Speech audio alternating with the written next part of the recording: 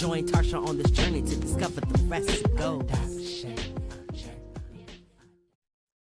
Welcome to the Adoption Journey Podcast. I am your host, Tarcia Smith. And before I get started, let me remind you guys to please go to Patreon and get your early episodes, get your workout on with me, get your vegan recipes, all that, okay? Now, as you can see, in the building, live in person, y'all, live, I have Garrett Lee. And he's a fellow adoptee. And I want him, before we get started, to talk about his story. I need you to go ahead and not only say hi to the people, shout out your business. Hello, everybody. I am Garrett Lee, owner of Old School Cakes. And that's school with the S-K, S-K-O-O-L, Old School Cakes. Right. Yes. Apparently it's so good because I haven't had a chance to taste it yet because he's working on the vegan recipes. I am actually. But my friend is about to block him because the cakes are so good and he's making her gain weight. So y'all go get your Old School cake. Yes. She's definitely blocking me. Yes. So welcome, Garrett. Thank you for having me. Absolutely. Yes. So let's dive right in. So my two questions I love to ask. Okay. Before I get started. Number one, are you a transracial adoptee? Meaning, were you adopted by Black people or somebody of a different race? I was adopted by Black people. Okay. And how old were you when you found out that you were adopted? I was 11 years old when I found out that I was adopted. That is a big age to find out at 11. So tell the people how you found out you were adopted. Let's start there. Okay. So funny story. My dad had passed away. Your adopted dad. My adopted dad. Let me make sure I'm clear on that. Okay. My adopted dad, that I did not know at the time was my adopted dad, passed away. Okay. So we're at the funeral. And, when you go to a funeral, after the funeral, you know what we're going to do? We're going to eat. We're going to chew after we get done. Yeah. So we're going to chew when we get done. So we're done. We're in the back after the funeral. And I've already eaten. So I went outside to play with some of my friends. Because, again, I'm 11. So I'm outside playing. Everybody else is inside talking. This gentleman walks up to me, who I did not know, which happened to be one of my dad's football buddies from high school. Okay. And he walks up to me and he begins to tell me, "Hey, you know you're not Bruce's child." So go ahead. I said, "I'm not Bruce's child." I said, "What do you mean?" And Bruce is your adopted dad. Bruce is my adopted dad. Who we just buried. Who we just buried, who I did not know was my adopted dad, who I thought was my dad. Right. From day one. Right. So I said, you lying. And so he was like, no, They got you up the side of the road. I will never forget it. It is imprinted in my mind from 11 to my age now. Okay. So, yeah. Go ahead. All right.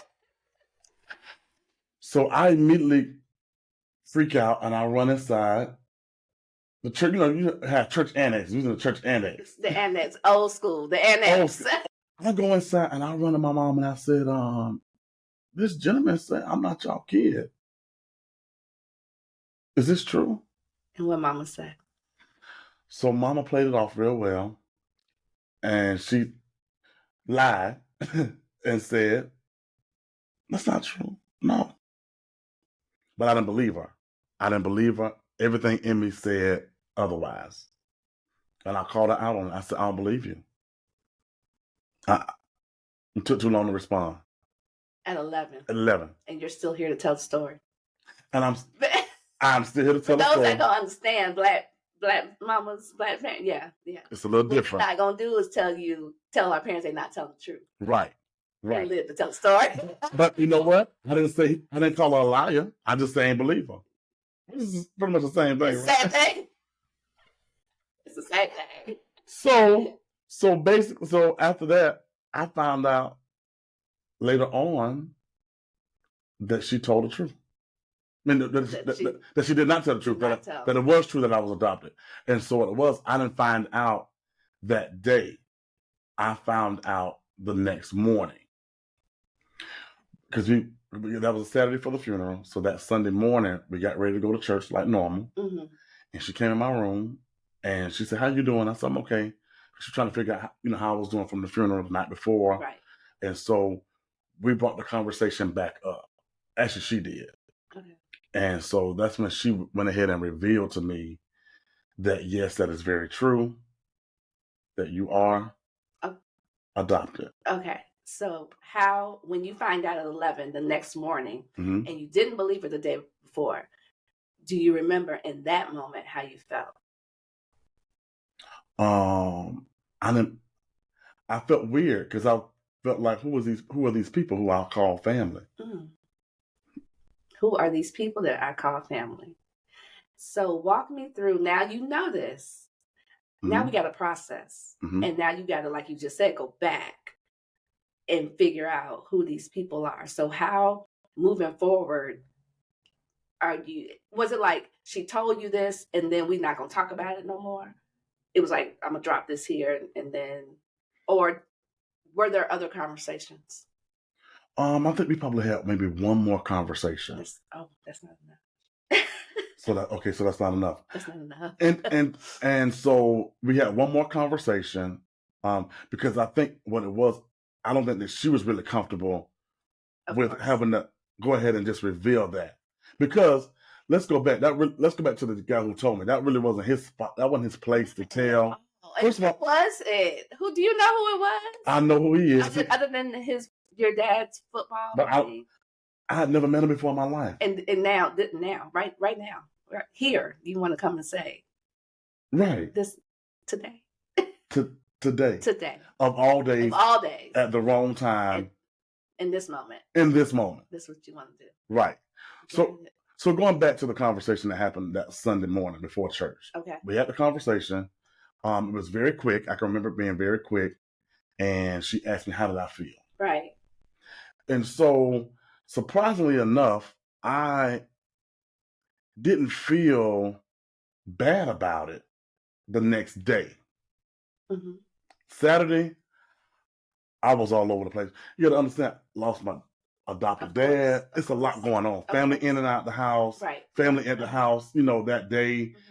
Mm-hmm. It was just a lot going on for an 11-year-old who had to deal with so much trauma to begin with his passing. Right. So it was a whole lot going on way too soon, way too early for an 11-year-old. Right. And so I think she tried to make the best of the conversation by making it quick, but I don't think that was the best thing to do. It wasn't. And so, to answer your question, you said we had another conversation, but the other conversation was to bring the pastor and first lady at that time into the conversation. Because why? I'm still trying to figure that out. Because what is that supposed to do? I didn't grasp it, and I was like, well, what are they going to do? I mean, I know now. There's nothing I can do about that now. I mean, what are they going to do about it? And I'm thinking, like, church people, maybe she thought, let's bring the she didn't know what to do. I'm going to go to my pastor, right, first lady, and then we're going to sit here and have this conversation. And it's like, okay, now what? Because I'm going to assume pastor and first lady are not adopted. Correct. So can you truly speak to this? Can you truly speak to this? You can. You can. You can't. You can. We can pray. Right. But then what? Okay, I want to know. So little Garrett now finds out he's adopted. Mm-hmm. And are you looking at your mom differently? Hold on, wait, let me back up. Let me ask you this. Mm-hmm. Why did they adopt? Do you know the answer to that question? I do know the answer to that question. Tell me. Okay, so my mother could not have children. Okay. And so I believe they tried a lot before adopting me, I guess I don't know if they did in vitro fertilization. I'm not sure how that all worked back in the early 80s. I'm not really sure. Okay. And I'm sure if they did have it, it probably was very expensive. Very expensive. In that time. It's expensive now. It's expensive now. So I can only imagine back then. And so let me go into the story. So I found out this is what happened. So once I found out that I was adopted, then I started asking questions on how was I adopted. But let me go back. Right, because when you found on the side of the road for real. No, I was not found on the side of the road for real. The guy was just being a complete jerk. So I was like, no, it wasn't even like it wasn't like that. Okay, tell that story. So I'll tell that story. But before I tell the story, let me say this. Once I found out, a lot of stuff started playing back in my mind. Like I would always ask the question, like, why you didn't have more than one child? And they would give the answer, well, we just want to just have you. I said, but I want a brother or I want a sister. I don't want to be the only child. Okay. So that was a red flag that could be passable. I get it. Okay. I guess. But then I started asking other questions. And I've always been that kid that's going to ask why. Not to be rude, but I want to know. I want to know too. I've always been inquisitive. I still want to know. Yeah. Right. And so I said, what are my baby pictures? And that's when stuff, I was like, now it's starting to make, when I found out at 11, it made sense when I was 5. What was the answer you got? So the answer I got was, I don't know. Oh, wait a minute. I don't know. Know what the baby pictures are. I'm like, Mom and Dad, when I first came home, like I don't see any newborn pictures. All I see is the pictures when I was already in a crib.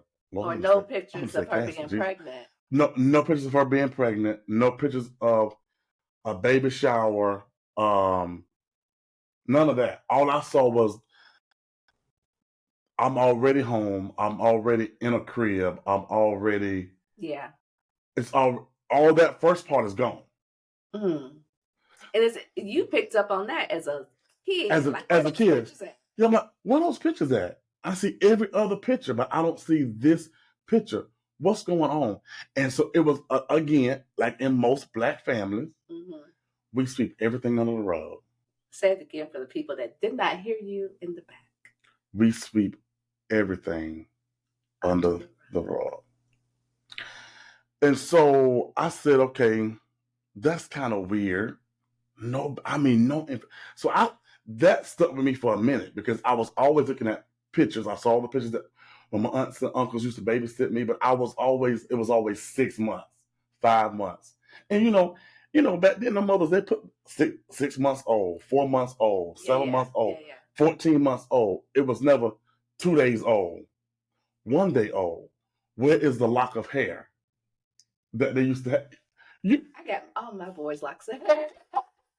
Where is that? Where's and I never saw a footprint or a handprint.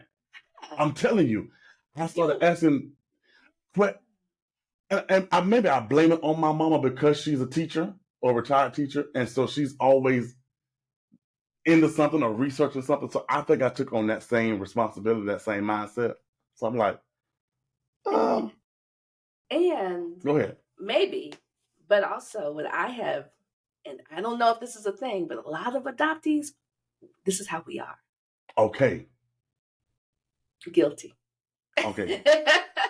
And a lot of adoptees, we want to know, and we want to know now. Right now. Yeah, don't make me wait. Don't make me wait.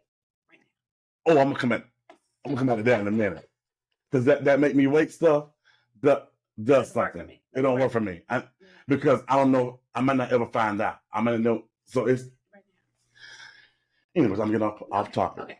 So those are the questions I asked. Let's fast forward. So I said, okay, Mama, now that I'm adopted, where'd y'all get me from? Who did I come from? Where are my real parents? Are they around the corner? Where are they? You had all the questions. Well, I needed to know. I needed to know. Shoot, I found out that my daddy wasn't my real daddy at the funeral from some random man. Well, y'all, they found you on the side of the road. That's exactly. Says that. Who says it? So anyway, so she began to tell me. She said, "Well, we get you from a special place." I said, "Okay. What's the place?" What's the place? Right. What's the place? So she said, "Well, we saw you on TV," and I said, "You saw me on TV?" Yeah, she said, well, me and your dad was trying to make a baby, and I guess I knew that I wasn't going to be able to have a child. Okay. So I guess I guess she just knew. Okay. So she said, I was cooking dinner, and I'll never forget the story. She said, I was cooking dinner, Garrett, and your daddy hadn't made it home from work as of yet. We're right here in the same house, and they show what is called a Wednesday's Child. So anybody who's not from Orlando or from the Central Florida area, you probably won't know what a Wednesday's Child is. But a Wednesday's Child is a child that Bob Opsahl at the time would showcase a child every single Wednesday between the hours of, I believe, 5 and 6. Yeah. Or that was around that time. Maybe like a 5-minute blurb on whoever that child was, and different age ranges. And so my mama said, she turned around and she saw this baby, and she said she had an immediate connection with the baby. So she said she couldn't shake it. So she said, I got to get that number. So she wrote down the number, got the contact information. Still hadn't said anything until my dad came home from work. She said, I saw this baby. I think we need to call and inquire about adopting.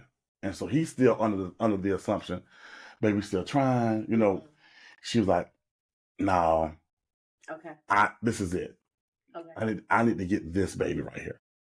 Okay. And so what sealed the deal was her next door neighbor came over the next day and knocked on the door. She said, Cookie, the mama nickname. I said, she said, girl, did you see that baby on TV? Because evidently they had a relationship. I guess they kind of knew what was going on. Right. And she said, yeah. She said, first thing I said was, I gotta go over to Cookie house tomorrow and tell her she didn't call about that, but that's the baby right there. And so she said, in that moment, she knew. That was her confirmation. That was her confirmation. Wow. And she wasn't even saved then. She don't have no confirmation and discernment like that. She just knew that she saw that baby. So it's just funny now. Because anyway. Yeah. So she knew at that very moment. She said, I gotta get the baby. So she called, got my daddy on board. They came in, and whatever the process was the process. And that's when they got me maybe a month and a half later. Okay. But I was, the only thing I found out was, because I asked, I said, well, do you know anything about my biological parents? Okay. And the only thing that she could tell me was that they were 15. Okay. And I said, that's all you got? But wait, how old are you when she told you about the Wednesday's Child story? Is it still 11? I was still 11. Okay. Was it? Yeah. That's a lot of information for an 11-year-old. That's a lot of information for an 11-year-old. Yeah. And so she let me know what all that was. Right. And so she explained it. And at that point, that's when my attitude shifted from being like real sketchy, not really knowing if I can trust or what's going on here, to, I was handpicked. Okay. So I was like, okay, we're good. And so, but I still have questions. I'm like, okay, so they're only 15. You don't know nothing. You got no name, where they come from. And all she knew was that I was born in Cocoa, but they had me at the Children's Home Society. Okay. And I believe it was in Daytona, because they had to go to Daytona to get me. Okay. And that's when they grabbed me, brought me back home, and they had from what I understand, they had a huge welcoming party with all friends and family, right. And the rest is history. Okay. And so that's how I found out that I was adopted and where I came from. So I look at things in a very grateful place, because I've seen movies, I look at Losing Isaiah, and how Halle Berry threw the baby in the trash can. Mm-hmm. And so I'm like, I could have been Isaiah, Mm-hmm. you know, but I wasn't Isaiah because I had my mama and a daddy who said, you know what? Let's get him and let's give him everything he needs and just about everything he wanted. So I take it you had a good childhood. I had an extremely phenomenal childhood. I can relate to that because I say it all the time on this show. Living my best life and still am. And so still, I can relate to that. Yes. I can't get my words together. Did you ever feel angry about being adopted? A little bit. As a kid or as time went on? I think as time progressed. Okay. Why? Because the older you get, the more knowledge you retain. And it's like, as I got older, I was like, okay, where is my real daddy at? Where's my real mama? Like, where are they?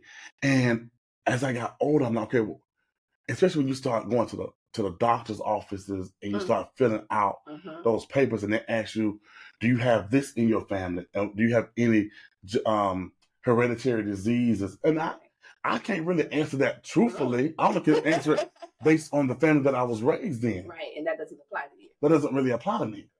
But did you do that, though? Did you answer based on the family that you were raised in? Of course I did. I did the same thing for a long time, and then at some point I stopped.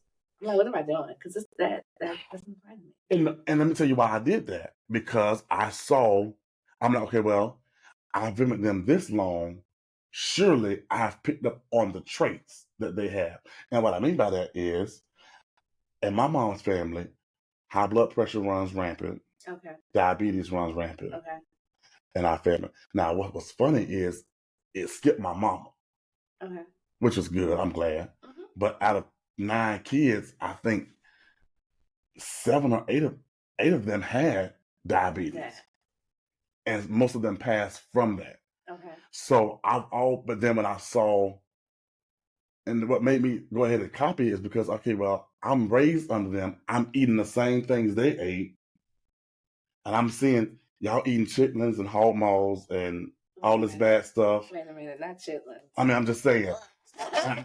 I'm not eating. I've never had one, and don't plan on ever eating one. So you understood very early on that some of those diseases, while not hereditary, but the way we eat is hereditary. Therefore, those diseases get passed on. Right. It is amazing that you learned that early because a lot of people don't get that, and I say that all the time. It might not be hereditary, but how we eat from generation to generation. Now I didn't get I didn't get that at 11. I mean that case. Oh yeah, later on. Yeah, but I'm like, yeah.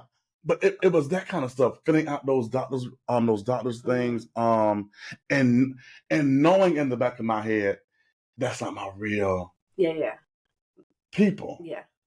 So how do I connect with that? Like how do I connect with that? So I never got angry with my mother. Never got angry with my dad. Mm-hmm.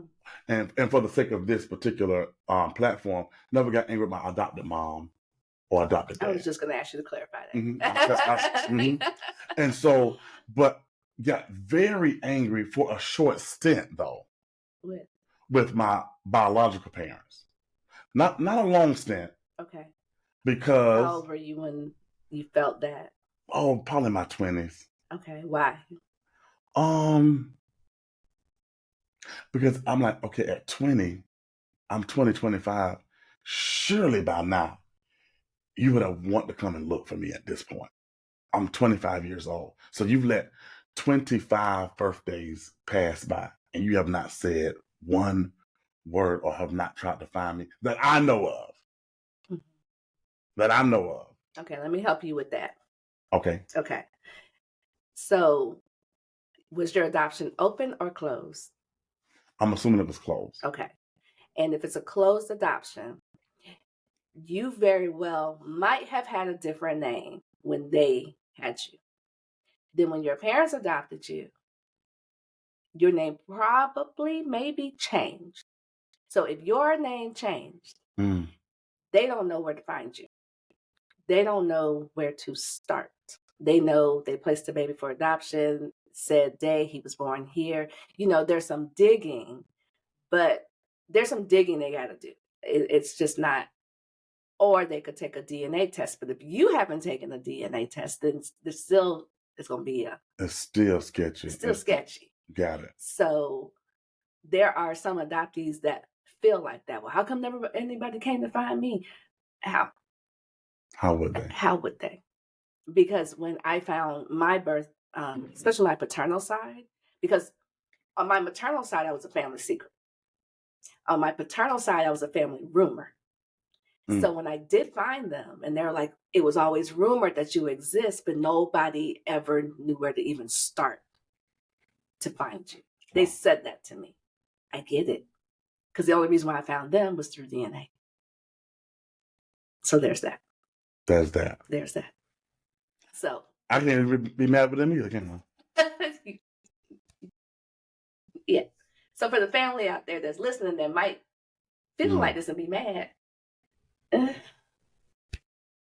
there's so many caveats and avenues, and don't be mad. Just if you want to find them, you got to do the work. And then when you find them, get the real story and not the narrative that you painted in your head and decided to be mad about. Let that go. Yeah. Let that go. That's good. Yeah, let that go. So you, does your mom know how you're feeling about your birth family? Like you're having these conversations in your head. Does mama know? Mom knows, but I think I've made it very comfortable for her. Ooh, talk about that. And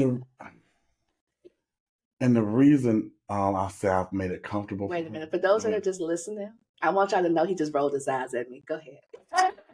I did. It was a hard roll. Yeah. I mean, very strong. I made it comfortable for her because I was looking, every time I brought up the word adoption, I mean, I could just say adoption or adoptee or see something on TV that could even go into a conversation about the adoption. Her face would be an immediate shift. And it was so noticeable to me, but I believe unnoticeable to her. Ooh. I think she did it so many times till she didn't even recognize that she did it. And what would it make you do? How would you respond? I would say, you know what? Don't worry about it. Don't worry about it. Because I felt like I'm going to hurt her. I'm going to hurt her by digging into my life. I'm going to hurt the person who made the decision. I'm going to hurt the person who decided to get the pen and write the number down. Right. I'm going to hurt the person who took a risk and said, I'm going to tell my husband, let's move forward and let's not forget about even having kids. Let's take the plunge. And because she lost her husband, it's a whole nother level.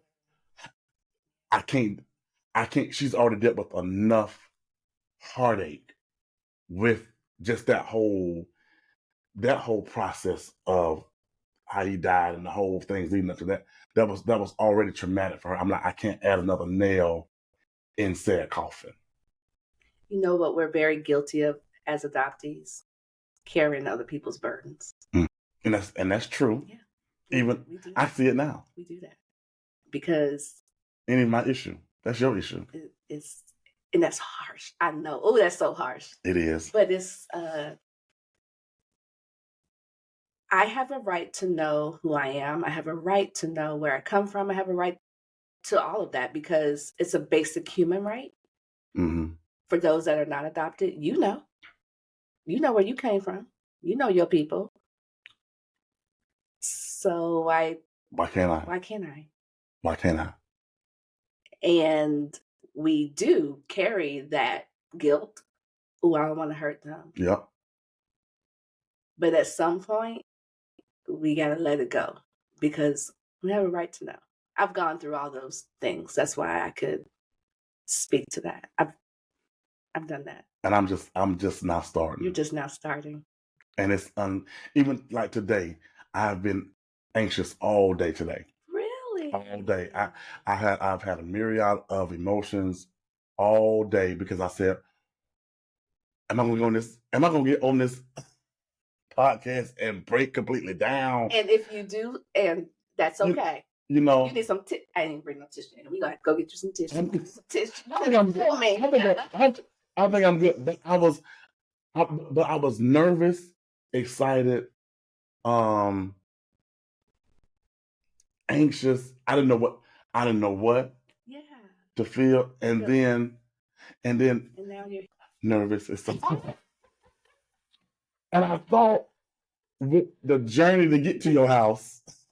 Don't act like that. Don't do that. Don't act like that. I would have been all right. I have about an hour. Don't act like Surely that. I should have enough time to have my whole stuff together. No, I'm just messing with now.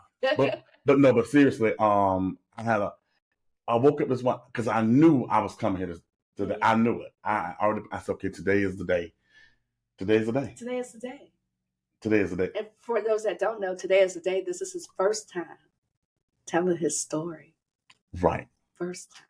In depth. There are some people that may not even know that you're adopted.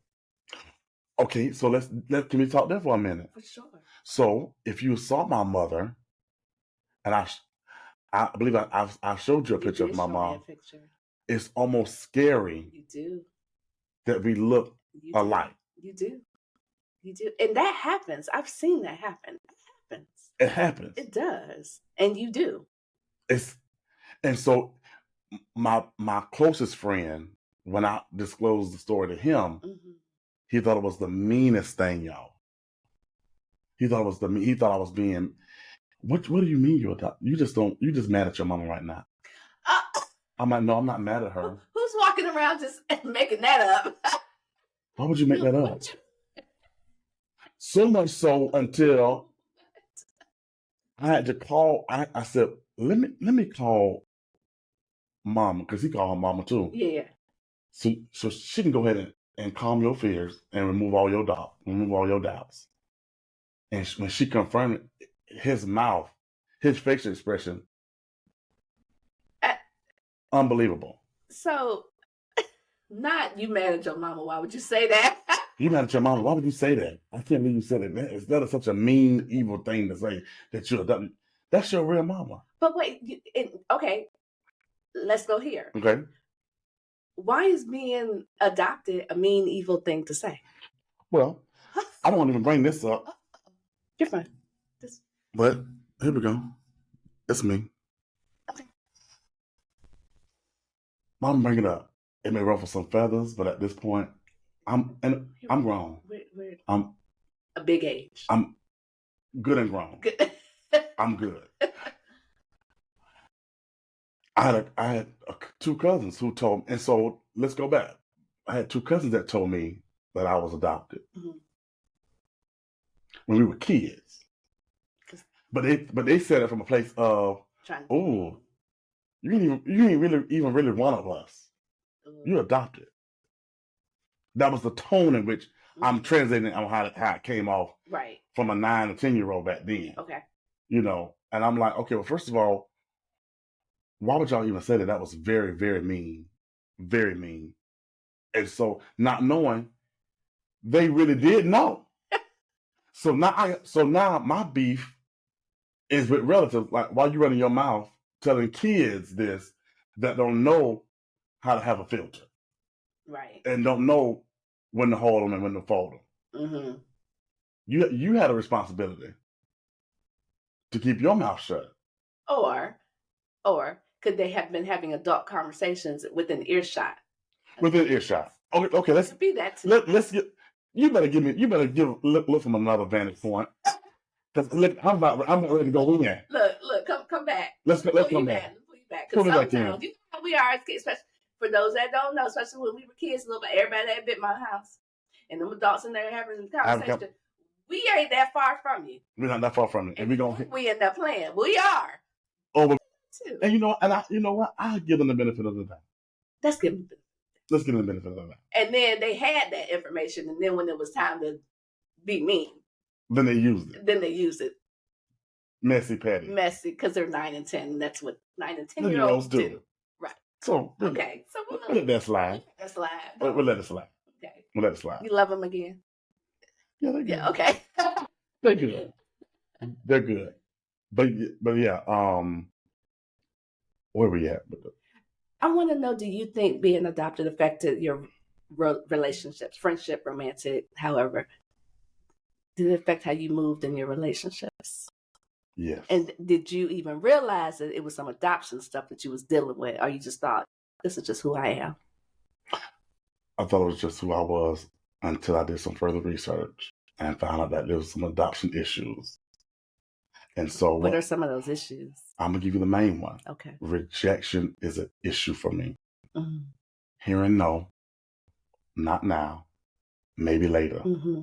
I'll tell you later. Mm-hmm. I'll explain later.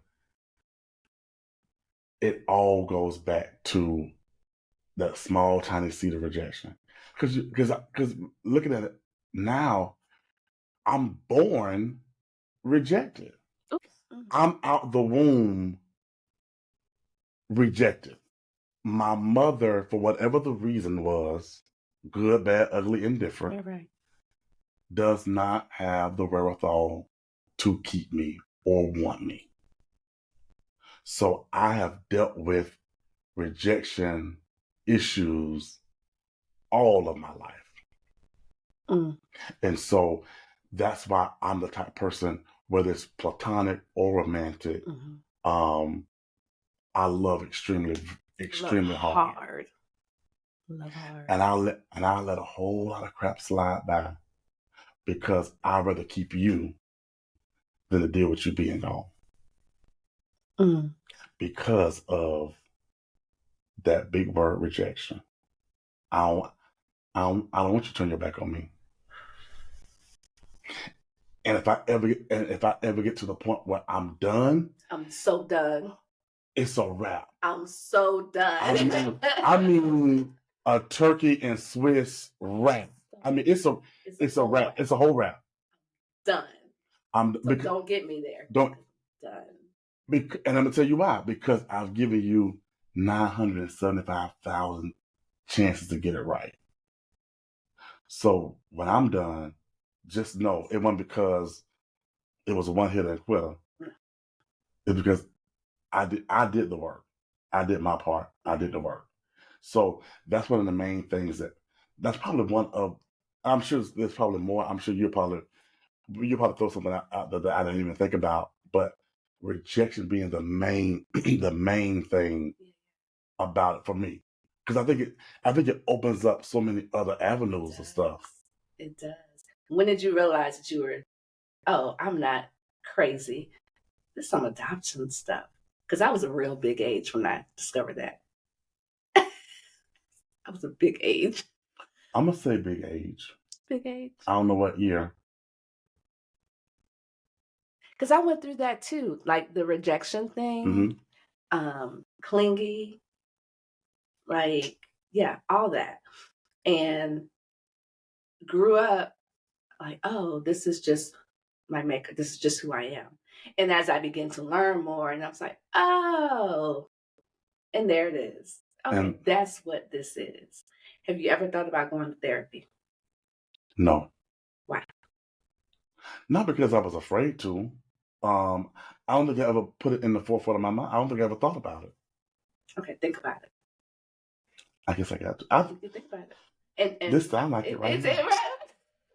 Is this like my precursor to It is. And then when you decide you want to move forward and do it, make sure that person themselves, they're an adoptee, and there's a whole network that you can tap into and find people. Because what I have heard other people say is they've gone, and I'm not saying all therapists are like this, but there are some. You'll start out with, okay, I'm adopted, and they're like, well, you should be grateful. That's a wrap. We're done. We're done. We're done. I don't need that one. No, you don't need that one. Right. No, that's not the one you need. Because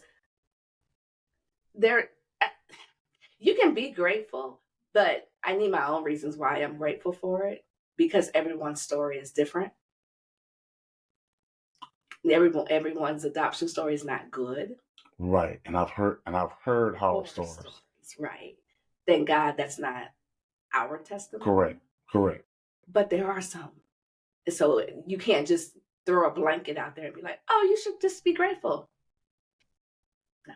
So when you are ready to do that, yeah, I would say my thing is pray and therapy. Do both. Right. Do both. Because I'm not opposed to it at all. Okay. So think about it. Yeah. Yeah. For sure. Yeah. I'm not opposed to it. So I'm going to have you, or do you want to find your birth parents, family? Do you? Yes, but I'm gonna give a yes with an explanation behind it. Go ahead. Yes, I do now. That's why I'm doing this. Oh. Because I believe this is going to force me out of my comfort zone of just letting it slide. Because it goes back to what we talked about 15, 20 minutes ago, putting things up under the rug. Why you want to slide this under the rug? Tell me, why is that is it because it's comfortable to do? Pretend like it ain't happened. Well, no. What is that? It's not comfortable. It's actually the polar opposite. It's uncomfortable. I think it goes back to my mom. I think it goes back to her and me not wanting to ruffle no more feathers. Let that go. And I have to let that go. Let that go. You know, so. I think one of the biggest, I don't know what I want to call it, but for people that are close to our age and who have parents that at this point in the game are 70, 80, right in that age, and they adopted, one of the biggest things that they did not do for these adoptive parents was prepare them. I agree with that 150%. They did not prepare them. They didn't. They said, here is this baby. Take care of it. The end. The end. They did not consider that this baby is going to grow up to be an adopted adult. Adopted adult. They did not consider. Nobody ever thought that we was going to be around here taking random DNA tests. That they didn't. They never even considered that. I believe they thought, if I give this child everything that they need, they don't have a reason to even do any research. And there are some people out there that are like that. Yeah. Which I think is a disservice, but that's a whole nother podcast. Because I feel like you need to know. Yeah, I feel like I need to know. You need your medical history, and you don't want to be out here dating your people. Right.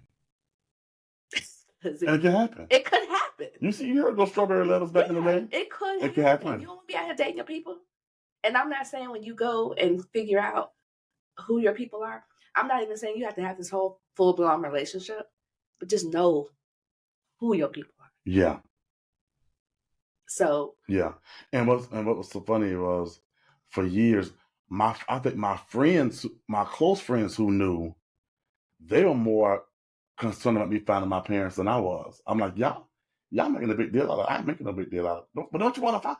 And they would ask me and it wouldn't be every day, but it would be every 6 months or every year and a half. You sure you ain't changed your mind about that? He's changed his mind now. It's different now. It's different now. But 10 years ago, 15 years ago, it wasn't. That I'm good. I'm good because Mama. Right. Mama, we love you. I just want you to know. And she know that. We love you. But I got to do it for you. But you got to do it for you. Oh, you took it right out of my mouth. Yeah. Took it right out of my mouth. This is for you. Yeah. This is for you. Is. This is for you. And I'm telling you, this whole setup, I mean, this is definitely a godsend.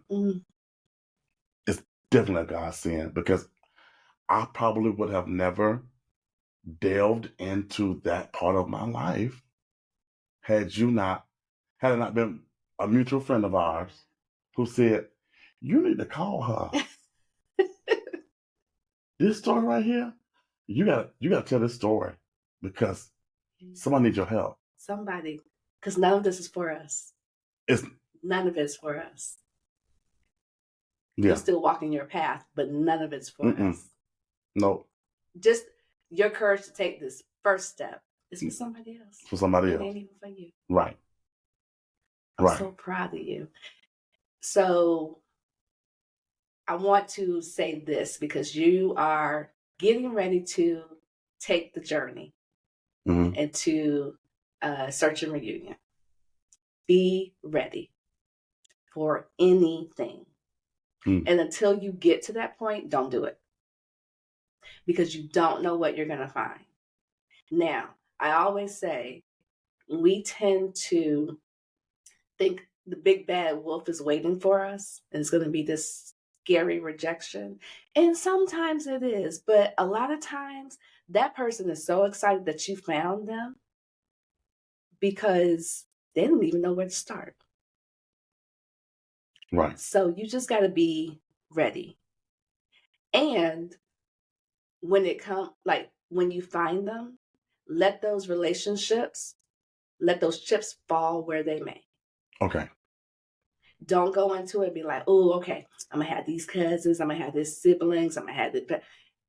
I mean, biologically, you're going to have them, but you don't know what that relationship is going to feel like. Right, because it could be something it totally could be different. Something like, because for me, everything's always rainbows, unicorns, and ponies. Yeah. In my head. In your head. And that's just how we think too. We want to be right. Everything is always there. Correct. But I caution, just be ready. Now, in my case, I have a great relationship with my siblings on both sides. Mm-hmm. But it could not be. You know what I'm saying? So just be ready. Open arms, learn what you can learn, receive what you receive, and then navigate one day at a time, one step. Just don't go into it with preconceived notions. And then on the ugly side, if for some reason they're like, be okay with that. Right. Do ancestry.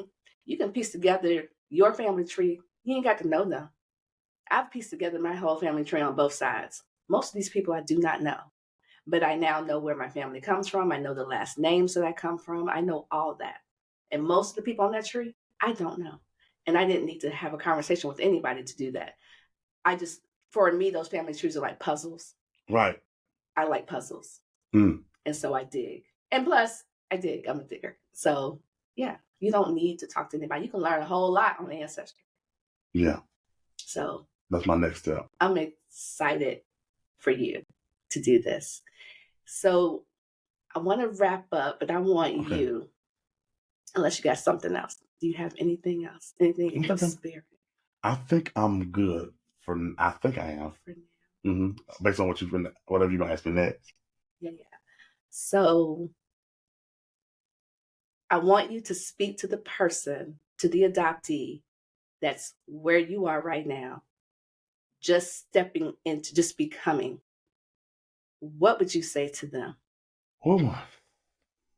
I would say be open. Be willing to be open. Open to what you're going, open to how you found out. Look on it from more than just your lens. Think about it from somebody else. Look on it from your adoptive parents' perspective, your perspective, and your biological parents' perspective. Mm-hmm. I think that'll kind of help you with processing some of those emotions. Because I think if you're looking through your lens, let's say your lens is I'm good, but adoptive parents' lens is they scared. Biological parents is we don't know what we got going on. I hope you don't never find them because the way we got, because you just never know how you got here. It could have been a rape. It could have been a theft. You just don't. So many different ways. So I would just say look through the lenses of more than just your eyes. try to see it from every perspective possible. I want to add to that. Okay. I also want to add, do not make up a narrative in your head that you're not sure if it's true or not, and then run with that and be mad about that. Don't do that. Yeah, because that'd be easy to do. It's so easy. It's easy to Got do. this whole story made up in your head. And just be cautious of whatever you've been told, because a lot of times it might not be the truth. That's a good way to put it. So don't be mad at. Just know, just do your research, because SMA probably she probably lied. Yeah, it may or may not. It may or may not. Listen, Tarcia being real nice. She probably was being messy and petty. Because they told him he was found on the side of the road, and that is not. That was so far from the truth. So far from the truth. So yeah, just be mindful of all of that. Yeah. And yeah, there's that. There's that. I want to thank you for coming and doing this. Thank you for having me. This is amazing. Thank you so much. I'm so proud of you. Thank you very much. And when you walk your next state of your journey, you're coming back, because the people are going to want to know what you found and who you found. I want to tell them. Yeah. I want to tell them. For sure. Be good. I like it. Okay. And until next week, bye, family. Bye, all. Thank you. Journey on. You need a pie, what they good? Oh yeah, what's the one? Adoption.